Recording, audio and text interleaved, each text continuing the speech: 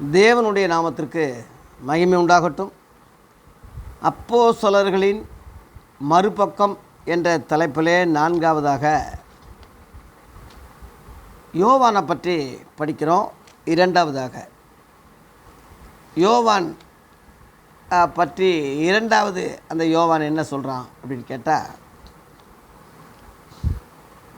பழைய கற்பனை புதிய கற்பனை அப்படின்னு சொல்லிட்டு, புதிய கற்பனை தான் மெய்யான ஒளியாக இருக்கிறது, பழைய கற்பனை இருளாக இருக்கிறதுன்னு சொல்லி ரெண்டாக பிரிக்கிற ஒரு காரியத்தை ஆதி கிறிஸ்தவங்களுக்கு சொல்லியிருக்கிறான். புதிய கற்பனை பழைய கற்பனை இந்த 2 கற்பனையும் எழுதியிருக்கிறான். 1 யோவான் 2ஆம் அதிகாரத்தில் 8ஆம் வசனத்தில் உள்ளதை நான் உங்களுக்கு அவன் சொன்னதை விளக்க போகிறேன். மேலும் நான் புதிய கற்பனையும் உங்களுக்கு எழுதுகிறேன், இது அவருக்குள்ளும் உங்களுக்குள்ளும் மெய்யாக இருக்கிறது. ஏனென்றால் இருள் நீங்கி போகிறது, மெய்யான ஒளி இப்பொழுது பிரகாசிக்கிறது. இந்த புதிய கற்பனையை பற்றி இவன் சொல்கிறான். அதுக்கு முன்னாடி பழைய கற்பனை என்பது என்ன என்ற காரியத்தையும் விவரிக்கிறான். பழைய கற்பனை என்பது பழைய ஏற்பாடு, புதிய கற்பனை என்பது புதிய ஏற்பாடு. இதை நீங்கள் புரிஞ்சுக்கிறணும். பாருங்கள், 4ஆம் வசனத்திலிருந்து வாசிக்கிறேன். 1 யோவான் 2:4 அவரை அறிந்திருக்கிறேன் என்று சொல்லியும் அவருடைய கற்பனைகளை கைக்கொள்ளாதவன் பொய்யனாயிருக்கிறான், அவனுக்குள் சத்தியமில்லை. அவரை அறிந்திருக்கிறேன். எவரை? இயேசு கிறிஸ்துவை. எப்படி அறிந்திருக்கிறேன்? தேவகுமாரன் என்று அறிந்திருக்கிறேன். இன்றைக்கி அநேகர் இயேசு கிறிஸ்து யாருன்னே தெரியல. அவரை தேவகுமாரன் என்று நான் அறிஞ்சிருக்கிறேன். இதுதான் சத்தியம். பழைய ஏற்பாட்டுக்காரங்க இயேசுவை தேவகுமாரன்னு அறிய வாய்ப்பில்லை. இயேசுவே அப்போ பிறக்கலை. அந்த பழைய ஏற்பாட்டுக்காரங்க புதிய ஏற்பாட்டில் யூதர்களாக இருந்தாலும் இயேசுவை தேவகுமாரன்னு ஏற்றுக்கிறல சொன்னதுனால தான் சிலுவையில் அரைஞ்சு கொண்டாங்க. தேவனுக்கு சமமாக்குறியா, உன்னையே தேவனா நீ சொல்கிறியான்னு சொல்லி இயேசுவின் மேலே உள்ள குற்றச்சாட்டே அதுதான். ஆகவே அவரை சரியாக அவங்க அறியலை, தேவனையும் அறியலை, இயேசுவையும் அறியலை. அவரை பொய்யனாக்குகிறான். இங்கே போட்டிருக்கு, கை கொள்ளாதவன் பொய்யனாக்குறான், பொய்யனாக இருக்கிறான். அவனுக்குள்ளே சத்தியம் இல்லை. சத்தியம்னா யார்? இயேசு தான். நானே சத்தியம் சொல்கிறார். அந்த சத்தியம் ஆகிய இயேசு அவனுக்குள்ளே இல்லை. அதனால் அவன் இருளில் தான் நடக்கிறான். 5ஆம் வசனத்தில் அவருடைய வசனத்தை கைக்கொள்ளுகிறவிடத்தில் தேவ அன்பு மெய்யாகவே பூரணப்பட்டிருக்கும், நாம் அவருக்குள் இருக்கிறோம் என்பதை அதனாலே அறிந்திருக்கிறோம். சும்மா பேர் வச்சதுனால இல்லை. மகிமையின் சபை, வாடாத சபை, ஜீவகிரீடம், ஜீவத்தண்ணீர், பேர் வைக்கிறதுனால ஒரு சபை ஆகாது. அவருடைய வசனத்தை கைக்கொள்ளுகிறதுனால. எவருடைய வசனம்? இயேசு கிறிஸ்துடைய வசனங்களை. பழைய ஏற்பாட்டில் உள்ளதும் வசனம்தான். அது பொதுவான பூர்வத்தாருக்கு உரைக்கப்பட்டது. அதுவும் வசனம்தான். அதையும் கைக்கொள்கிறேன்னு சொல்லிட்டு, இப்போ உதாரணமாக பழைய காலண்டரு இருக்குது, 2023 பழைய காலண்டரு. அதுவும் காலண்டரு தான், அதுவும் தேதி தான், அதுவும் வசனம் இருக்குது. அது நான் கைக்கொள்கிறேன்னு அதில் உள்ளது நீ குறித்து கொடுக்க முடியுமா, எழுதி கொடுக்க முடியுமா? அந்த பழைய காலண்டர் அடிப்படையில் நல்ல நாள் கெட்ட நாள் குறிக்க முடியுமா? அந்தந்த தேதியை குறித்து அந்த காலண்டரை சொல்லி ஒரு இடத்துக்கு போக முடியுமா, சொல்ல முடியுமா? முடியாதுல்ல. இந்த மாதிரி பழைய ஏற்பாடு வசனம்தான். அந்த கற்பனை வேறு, இந்த கற்பனை வேறு. பழைய ஏற்பாடு கற்பனை 10 கற்பனை, மோசேயினுடைய கட்டளைகள். புதிய ஏற்பாடு கற்பனை இயேசுவின் கற்பனை. என்னுடைய கற்பனையில் நிலைச்சிருங்கன்னு சொல்கிறாரு. நீங்கள் ஒருவர் அன்பாக இருக்க வேண்டும் என்பதே என்னுடைய கற்பனையாக இருக்குன்னு சொல்கிறாரு. அந்த 10 கற்பனையை கடைப்பிடிக்க சொல்லி ஏன் சொல்லலை, அதை 2ஆக மாற்றுறாரு. தேவனிடத்தில் அன்பு கூறு, உன்னை போல பிறனிடத்துலையும் அன்பு கூறு. இந்த ரெண்டில் அடைக்கிறாரு. ரெண்டுலேயும் அன்பு என்ற ஒரே வார்த்தை வர்றதுனால ரோமர் 13:9 அந்த அன்பு என்ற ஒரே வார்த்தையில் இந்த கற்பனைகள் முழுவதும் அடங்கியிருக்குன்னு சொல்லி பவுல் நமக்கு விளக்கம் கொடுக்குறான். அன்பின் பிரமாணம், அன்பின் கற்பனை, அதுதான் புதிய கற்பனை. ஆகவே அது இயேசு கிறிஸ்துவுடைய வசனம்தான், கற்பனை தான். 6ஆம் வசனத்தில் அவருக்குள் நிலைத்திருக்கிறேன் என்று சொல்லுகிறவன் அவர் நடந்தபடியே தானும் நடக்கணும். இன்றைக்கி உள்ளவன் முழுவதும் பழைய ஏற்பாடை தான் போதிக்கிறான், பழைய ஏற்பாடை தான் அதிகமாக பேசுகிறான், அதை தான் நடக்க சொல்லி சொல்கிறாங்க. அது எப்படி இயேசுவின் கற்பனைகளே நடக்கிறதாக ஆகும்? இயேசுவின் வசனத்தின்படி நடக்கிறதாக ஆகும்? அவர் மலை பிரசங்கம் சொல்லும் போது அதெல்லாம் பூர்வத்தாருக்கு உரைக்கப்பட்டது, பூர்வத்தாருக்கு உரைக்கப்பட்டது, நான் உங்களுக்கு சொல்கிறேன், நான் உங்களுக்கு சொல்கிறேன்னு அடிக்கடி நான் சொல்கிறேன்னு சொல்கிறாருன்னா அதுதான் அவர் கற்பனை, அவர் வசனம் தான். பூர்வத்தாருக்கு உரைக்கப்பட்டதை நீ நடந்துக்கிட்டு நான் இவர் வசனப்படி நடக்கிறேன்னு எப்படி சொல்ல முடியும்? உனக்கே நல்லா யோசனை பண்ணிப்பார், நீ மெண்டலை பிடிச்ச மாதிரி தானே. அதனால் இயேசு நடந்தபடியே தான் நாமளும் அவர் நாடிச்சூடுகளில் தொடர்ந்து வரும்படி அவர் மாதிரியை பின் வைத்து போனார்னு பேதுரு சொல்கிறான். அதனால் பழைய ஏற்பாட்டின்படி இயேசு நடக்கலை. நியாயப்பிரமாணத்துக்கு உட்பட்டவராக பிறந்ததுனால தான் விருத்த சேதனம் பண்ணப்பட்டது. ஓய்வு நாள் தோறும் ஜபாலயத்துக்கு போனார். ஆனால் 30 வயசுக்கு பிறகு அவர் ஊழியத்தை முத ஆரம்பிக்கும் போது யோவான் ஸ்நானகனாலே ஞானஸ்தானம் பண்ணப்பட்டார். ஞானஸ்தானம் பழைய ஏற்பாட்டு முறை இல்லை, புதிய முறை அது. அந்த முறையில் ஞானஸ்தானம் பெறாரு. தேவனே அங்கே சாட்சி கொடுக்குறார், என்னுடைய நேசகுமாரன் இவரில் பிரியமாக இருக்கிறேன், இவருக்கு செவி கொடுங்கன்னு சொன்னார். அங்கே யோவான் ஸ்நானகன் நின்றுக்கிட்டு இருக்கான். பழைய ஏற்பாட்டில் தீர்க்கதரிசிகள்லையே, ஸ்திரீகளில் பிறந்த தீர்க்கதரிசிகள்லையே அந்த யோவான் ஸ்நானகன் தான் பெரிய தீர்க்கதரிசின்னு இயேசுவே சர்டிஃபிகேட் கொடுத்தாரு. நீங்கள் மத்தேயு 14ஆம் அதிகாரத்தில் பார்த்தீங்கன்னா, 11ஆம் அதிகாரத்துலேயும் 14ஆம் அதிகாரத்துலேயும் பார்த்தீங்கன்னா அவன் தான் பெரிய தீர்க்கதரிசின்னு இயேசுவே சொன்னார். நீங்கள் ஏற்றுக்கொள்ள மனதாக இருந்தால் வருகிறவனாய் எலியா இவன் தான், மல்கியாவில் சொல்லப்பட்ட எலியா இவன் தான் அப்படின்னு சொன்னார். அப்படி இருந்தும் தேவன் யோவான் ஸ்நானகனுக்கும் இயேசுவுக்கும் சேர்ந்து செவி கொடுங்கன்னு சொல்லலை, அங்கே இயேசுவுக்கு செவி கொடுங்கன்னு சொன்னார்.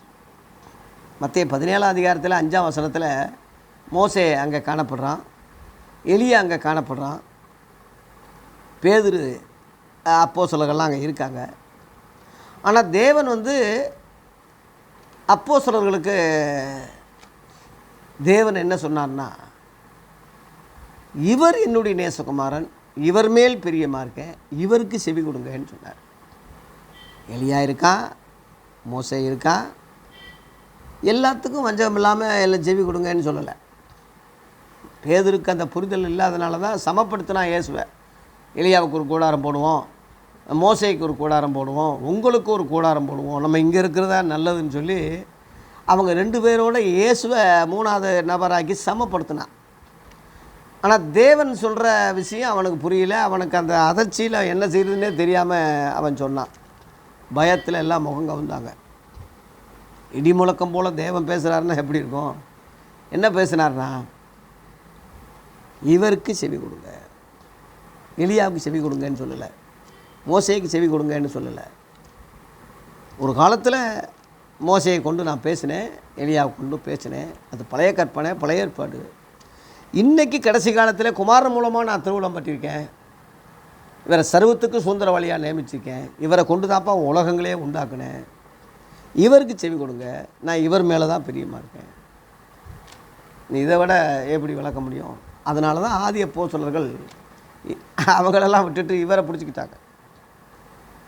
அந்த யோவான் ஸ்நானகனே ஏதோ உலகத்தின் பாவத்தை சுமந்திருக்கிற தேவாட்டுக்குட்டி, நானும் இவரை அறியாமல் தான் இருந்தேன், இப்போ இவர் தான் ஆவியானவர் புறாரூபம் கொண்டு எவர் மேலே அமரபடி நீ காண்பாயோ அவர் தான் பரிசுத்த ஆவியினாலும் அக்னியாலும் ஞானஸ்நானம் கொடுக்குறவர், நான் சும்மா சாதாரண தண்ணியில் தான் கொடுக்குறேன், இவர் தான், இவரை பிடிச்சிக்கங்கன்னு சொல்லி கையை நீட்டினான்.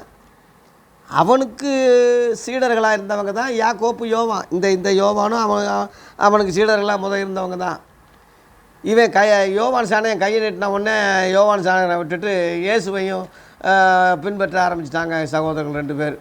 இதுதான் அதில் உள்ள ஆதி வரலாறு. அதுபோல் அப்போஸ்தலர்களுக்கு மோசே அல்ல, எலியா அல்ல, இயேசுவை செவி கொடுங்க, இவர் தான் என்னுடைய நேசகுமார், அப்படி தான் சொன்னார். இயேசுவின் கற்பனை தான் புதிய கற்பனை, அதான் மெய்யான ஒளி. பழைய கற்பனை வசனம்தான், ஆனால் அது இருள். இயேசு வரல, நான் உலகத்துக்கு ஒளியாக இருக்கேன்னு சொல்லி யோவான் 8:12 இயேசு உலகத்தில் வந்தபோது தானே உலகத்தில் எந்த மனசனையும் பிரகாசிப்பிக்கிற எந்த மனசனையும் பிரகாசிக்கிற மெய்யான ஒளின்னு யோவான் 1:12 இருக்குது. வராவிட்டால் அது ஒளி தானே, அது இருள் தானே, அது ஒளியில் இல்லைல்ல. ஒளி, அந்த ஒளி இருளில் பிரகாசிக்கிறது, இருளானது பற்றி கொள்ளவில்லை அப்படின்னு யோவான் 1ஆம் அதிகாரத்திலேயே உங்களுக்கு 3ஆம் வசனம் 4ஆம் வசனத்தில் 5ஆம் வசனத்தில் படிக்கிறோம் இல்லையா. அந்த இயேசு கிறிஸ்துவாகிய அந்த ஒளி, அதை குறித்து சாட்சி கொடுக்க சாட்சியாக வந்தவன் தான் யோவான் சாணகனே தவிர அவன் அந்த ஒளி அல்ல. எத்தனையோ சித்தர்கள் ஒளியை பற்றி பாடியிருக்காங்க, அவங்கெல்லாம் ஒளி அல்ல. இந்த ஒளியை பற்றி, இந்த மெய்யான ஒளியை பற்றி தான் எல்லோரும் பாடியிருக்காங்க. அதான் பரலோகத்திலிருந்து வர்ற ஜோதின்னு சொல்லி உன்னதத்தில் வருகிற ஜோதி. யாக்கோப்பு 1:17 பரத்திலிருந்து உண்டாகி ஜோதிகளின் பிதாவிடத்திலிருந்து இறங்கியவர். அதான் அவங்க ஜோதி கடவுள், ஜோதிலிங்கம், ஜோதி பரஞ்சோதி, அருள் பெருஞ்சோதி, தனிப்பெருங்கருணைன்னு சொல்லி வள்ளலார் சொன்ன மாதிரி அவங்க சித்தர்கள் வணங்குவாய் ஜெகஜோதின்னு சொல்லி அந்த அர்த்தத்துக்கு தான் சொல்கிறாங்க. மற்றபடி அது வேறு இது வேறு அப்படிலாம் கிடையாது ராஜா, புரியாமல் பேசுகிற. அதனால் உலகத்திற்கே அவர் ஒளியாக இருக்கார். இஸ்ரவேலுக்கு ஒளியாக இருக்கேன், அந்த சின்ன நாட்டுக்கு தான் ஒளின்னு சொல்லலை, உலகத்திற்கு ஒளின்னு சொன்னார். அதனால் இயேசு வராத காலம் இருள் காலம், அது பழைய கற்பனை. அதையும் நான் எழுதியிருக்கேன்னு சொல்கிறேன். இந்த பாருங்கள், 7ஆம் வசனம் 8ஆம் வசனம் சொல்லி முடிக்கிறேன். சகோதரரே, நான் உங்களுக்கு புதிய கற்பனையே அல்ல. இந்த புதிய கற்பனை எழுதுகிறேன்னா இதை மட்டும் நான் உங்களுக்கு சொல்லலை, ஏன்னா அவங்க பழைய ஏற்பாட்டுக்காரங்க. ஆதி முதல் நீங்கள் பெற்றிருக்கிற பழைய கற்பனையே எழுதுகிறேன், அதையே தான் எழுதுகிறேன். ஏன்னா அதில் அந்த கற்பனையில் இந்த புதிய கற்பனையை பற்றி அவங்க சொல்லியிருக்காங்க. இப்போ உதாரணமாக புதிய உடன்படிக்கை செய்யும் காலம் வரும் என்று பழைய உடன்படிக்கை காலத்திலே சொல்லியாச்சு. எபிரேயர் 8ஆம் அதிகாரத்தில் போட்டிருக்கு. இதில் அந்த பழைய உடன்படிக்கை இருக்கும்போதே புது உடன்படிக்கை செய்யும் காலம் வரும், சீக்கிரமாக வரும், நான் புதிய உடன்படிக்கையை நான் செய்வேன். பழைய கற்பனையை பழைய கட்டளையை அவங்க மீறிட்டாங்க. எகிப்திலிருந்து வந்தபோது அவங்க செய்த உடன்படிக்கையில் அவங்க நிலை நிற்கலை, நானும் அவங்கள புறக்கணிச்சிட்டேன் அப்படியே சொல்கிறேன். போட்டு புதிய கற்பனைன்னு கட்டளைன்னு சொல்லும்போது, புதிய உடன்படிக்கைன்னு சொல்லும்போது முந்தினதை பழமையாக்கினாருன்னு அதில் எபிரேயர் 8:13 போட்டிருக்கு. எபிரேயர் 8ஆம் அதிகாரத்தில் பாருங்கள், அது 13 பழமையாக்கிட்டாரே இருக்குது. அதான் பழைய கற்பனை. இது தயவுசெய்து புரிஞ்சுக்குங்க. பழைய கற்பனையை தான் எழுதியிருக்கேன், அதில் அது சொல்லியிருக்கு.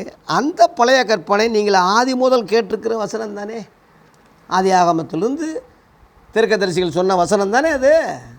அந்த பழைய கற்பனைகள்லாம் அந்த வசனம் தானே. நான் அதையே தப்பா எழுதுகிறேன், நீ அதையே பாரு, நீ அந்த பழைய ஏற்பாட்டுக்கார நீ. ஆனால் அதே சமயத்தில் அதோடு நான் நிற்கலை, புதிய கற்பனையும் எழுதுகிறேன். ஏன்னா அவன் புதிய கற்பனை எழுத முடியாது, அவன் அதுலேயே எண்ட் ஆகிட்டான். நான் ரெண்டையும் பார்த்துருக்கேன். ரெண்டையும் பார்க்கும்போது இதுதான் மெய்யான ஒளி, அது பழைய கற்பனை. இருளாக உள்ள கற்பனை, இது மெய்யான ஒளி. இதை ரெண்டையும் பிரிக்கிறான் பாருங்க. 8ஆம் வசனம், மேலும் நான் புதிய கற்பனையையும் உங்களுக்கு எழுதுகிறேன். பழைய கற்பனையை எழுதுகிறவன் நான், புதிய கற்பனை எழுதுகிறேன். பழைய புதிய இதை புரிஞ்சுக்குங்க. பழைய வருஷம் புது வருஷம், எந்த வருஷத்தில் உள்ள காலண்டரை பயன்படுத்துவேன் மகனே? பழைய சோறு புது சோறு, எந்த சோறு சாப்பிடுவேன் மகனே? பழைய துருத்தி புது துருத்தி எதில் திராட்சரசத்தை ஊற்ற சொல்கிறார் மகனே? பழைய வஸ்திரம் புது வஸ்திரம் எந்த வஸ்திரத்தை நீ பயன்படுத்துவாய் மகனே? யோசனை பண்ணிப்பார். எல்லாம் வாயை திறந்தால் பழைய ஏற்பாடையே சொல்லிகிட்டு இருக்கான் பாருங்க. 8 மேலும் நான் புதிய கற்பனையும் உங்களுக்கு எழுதுகிறேன், இது அவருக்குள்ளும்னா இயேசு கிறிஸ்துக்குள்ளும் உங்களுக்குள்ளும்னா கிறிஸ்தவங்களுக்குள்ளும் மெய்யாக இருக்கிறது. பழைய ஏற்பாட்டில் அதை சொல்ல முடியாது. ஏனென்றால் இருள் நீங்கி போகிறது, மெய்யான ஒளி இப்பொழுது பிரகாசிக்கிறது. இப்பொழுதுனா புதிய ஏற்பாட்டில் தான் கரண்டில் பிரகாசிக்குது.